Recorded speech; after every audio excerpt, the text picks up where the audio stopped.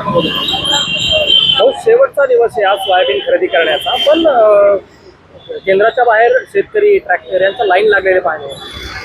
नाही, मुळामध्ये अजून भरपूर शेतकऱ्यांचं सोयाबीन खरेदी व्हायचं बाकी आहे. राज्याचं सोयाबीनचं उत्पादन आहे 60 ते 65 लाख मेट्रिक टन. सरकार फक्त 13 लाख मेट्रिक टन सोयाबीन खरेदी करणार आहे. त्यातलं फक्त 7 ते 8 लाख मेट्रिक टन सोयाबीन खरेदी झालेलं आहे. उरलेलं सोयाबीन आम्ही कुठे फेकायचं हा प्रश्न आमच्या समोर आहे. मुळामध्ये ही योजना शेतकऱ्यांसाठी आहे का व्यापाऱ्यांसाठी आहे हे विचारण्याची वेळ खऱ्या अर्थानं आता आलेली आहे.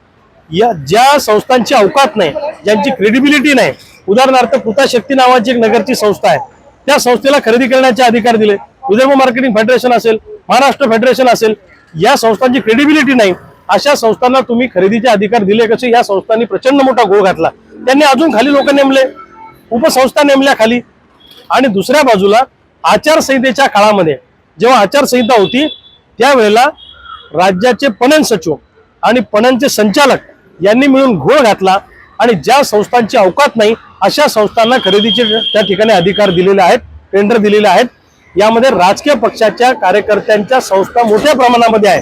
राजकीय नेत्यांनी फोन केला की त्याची सोयाबीन घेतल्या जाते, पण ज्याचा कुणी वाली नाही त्याचं नाव सुद्धा ऑनलाईन मध्ये येत नाही, अशी परिस्थिती आहे.